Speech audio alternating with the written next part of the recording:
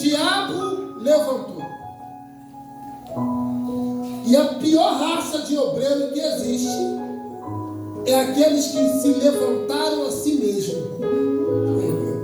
Entendeu? Então é gente que não tem preparo, gente que não se qualificou, gente que não obedece, gente que não tem igreja, gente que não tem história, gente que não tem família. É esses que causam confusão. Mas escute o que eu vou falar para você nesta noite. Do lado de Jesus, sempre houve dois grupos de pessoas. Fale comigo, dois grupos de pessoas. Eu escuto pregadores pregar essa mensagem aqui com uma exegese confusa, uma hermenêutica maluca, quando não sei de onde eles tiraram tanta teoria assim, irmãos. Eles vão falar de lâmpada, vão falar de azeite, vão falar de noiva, vão falar de noiva. Já falaram até de pedra, já falaram até daqueles arranjos na cabeça da noiva, já falaram tanta coisa. E nem noiva tem nesse texto. Entendeu? Mas esse texto não está falando de nada disso, irmãos. Esse texto está falando de dois tipos de pé. Do lado de Jesus sempre houve dois tipos de pessoas. Você vai chamar de direita e da esquerda. Você vai chamar de bode e ovelha. Você vai chamar de trigo e de joio. Você vai chamar de luz e treva. Perdidos e salvos. Loucos e prudentes.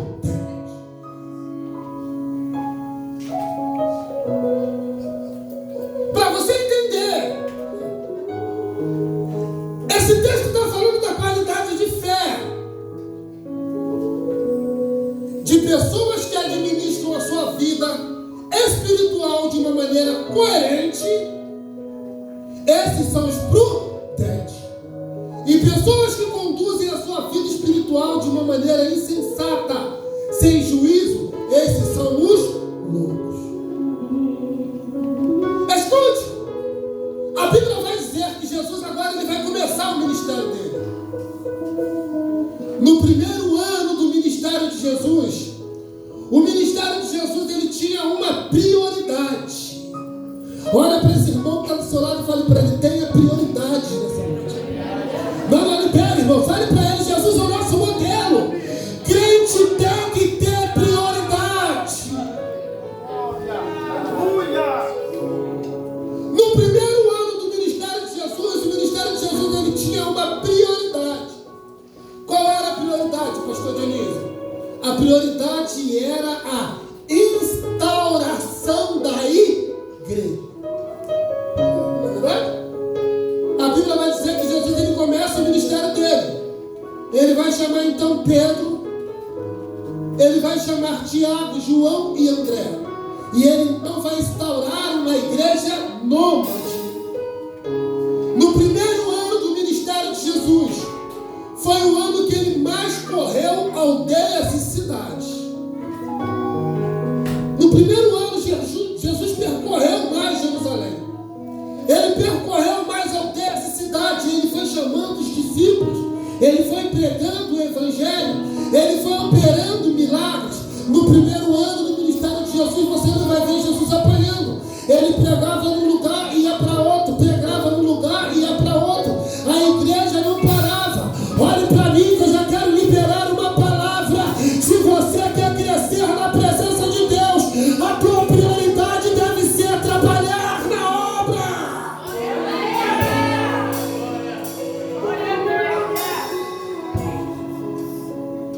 Você tem que ter um foco, querido.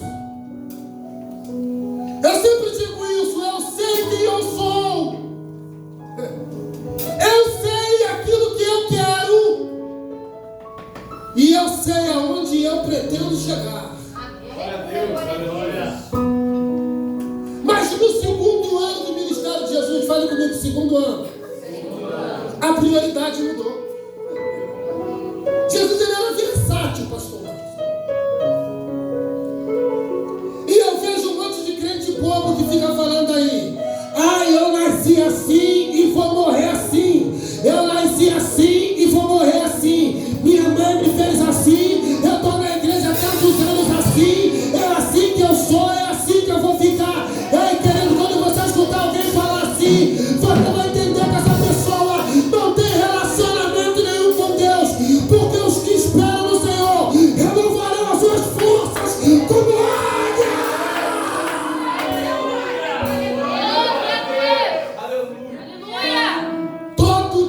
Jesus está me quebrando, irmãos.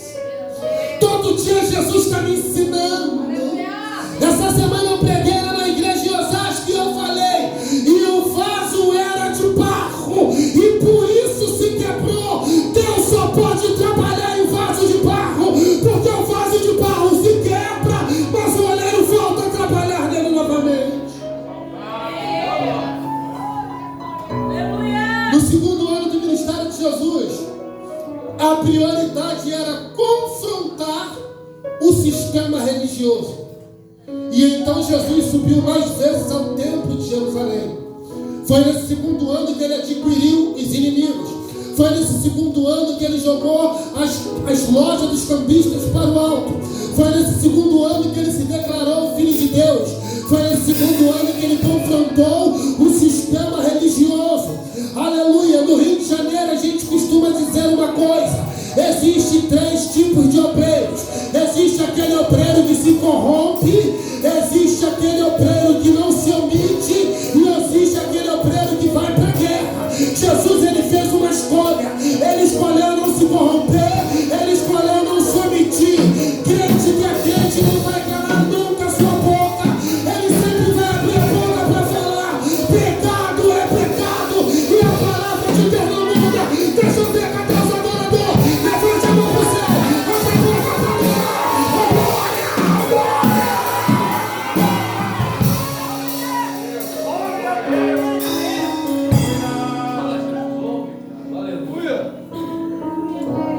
Fala para esse irmão que está ao seu lado: você não vai parar.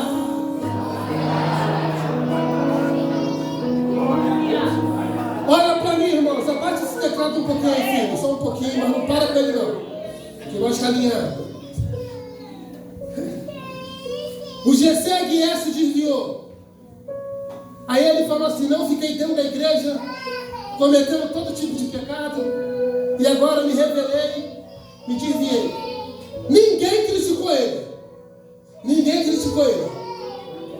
O pessoal foi criticar a Bruna Carla, quando a Bruna Carla falou que ele não era mais digno de subir nas tribunas para cantar. Tá entendendo? O cara ficou dentro da igreja, cometendo todo tipo de sujeira. Ninguém meteu o pau nele. Foram meter o pau na Bruna Carla quando ela falou: na igreja santa ele não pode mais subir para cantar enquanto não se arrepender. Ei, deixa eu te falar uma coisa: a verdade de Deus não omite, a verdade de Deus não se corrompe. Deus não te chamou para aceitar o erro, Deus te chamou para falar a verdade. Levante a mão para os seus adoradores. Deixa eu ver quem tem para adorar.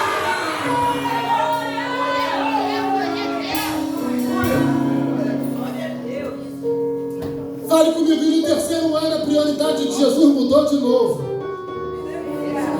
Fale comigo: Jesus mudou de novo. Entendeu, irmãos? No terceiro ano do ministério de Jesus, foi o último ano dele na terra. E então, se você pegar a Bíblia para você ler o Evangelho de Mateus, a partir do capítulo 20 em diante, você só vai ver Jesus falando do reino vindouro, das coisas que estão para acontecer, a parábola dos 2 servos, o sermão dos 10 talentos. Você vai ver Jesus falando da parábola das boldas. Você vai ver Jesus falando da parábola dos 2 filhos. No terceiro ano a prioridade de Jesus era outra. Qual era a prioridade de Jesus, pastor Dionísio?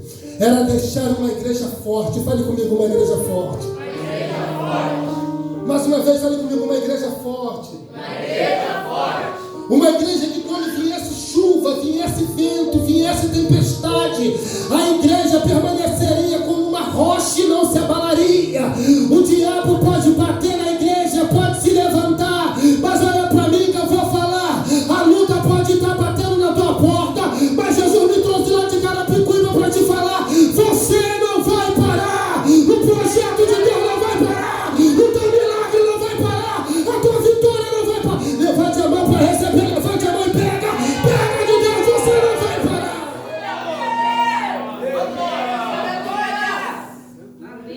Tem até um hino que diz assim, né?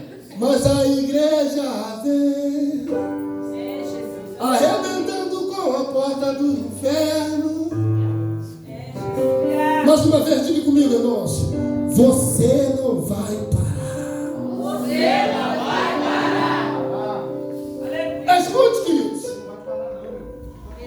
de Jesus sempre houve dois grupos de pessoas.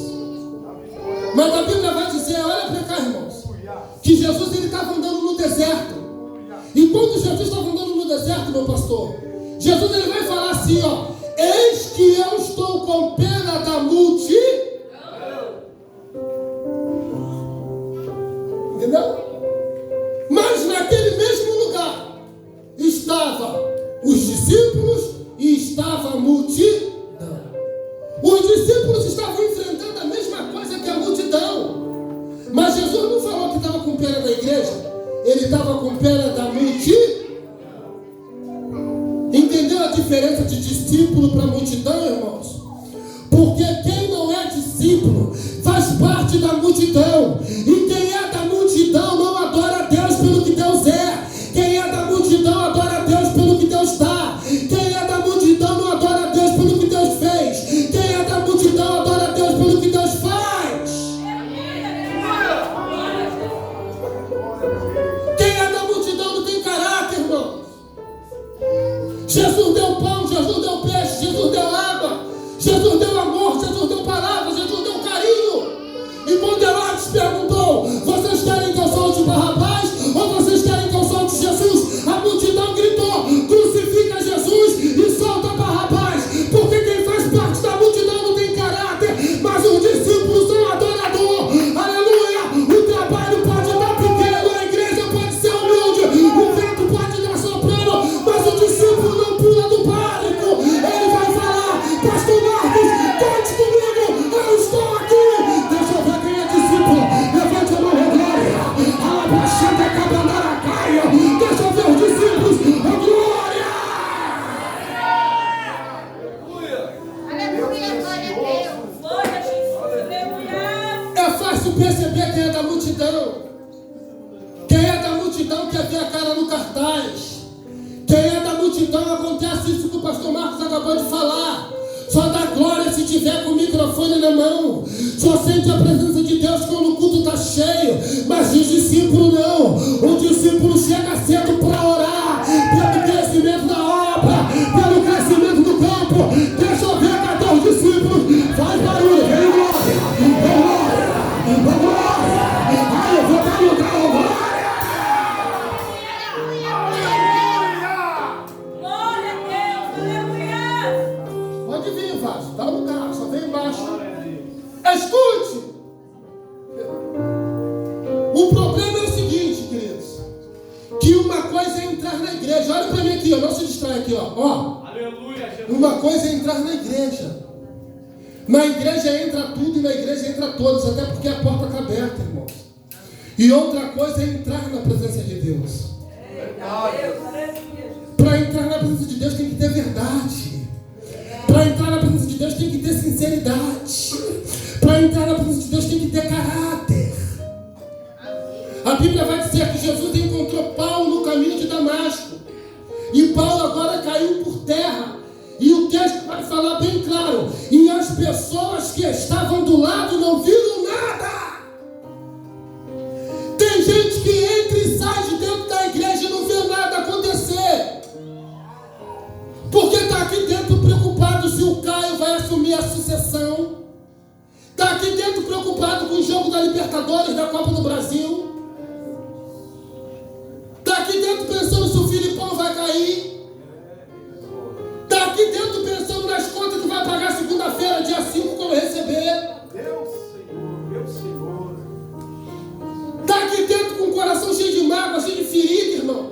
Conseguiu trazer só a carcaça para dentro da igreja, mas a alma e o espírito sabe Deus aonde está. É por isso que o culto nunca é bom para esse tipo de pessoa. Mas os adoradores não. Os adoradores empurram a carne. Os adoradores empurram a luta. Os adoradores empurram o vento. Nada nos separa dos amor de Deus. Deixa eu ver os adoradores. Levante a mão. Eita glória. Deixa eu ver quem é adorador.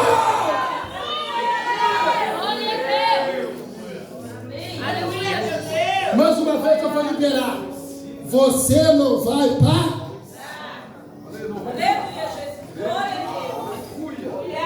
Você que é discípulo, com certeza está com a sua Bíblia aberta. Eu só tenho 15 minutos para pregar.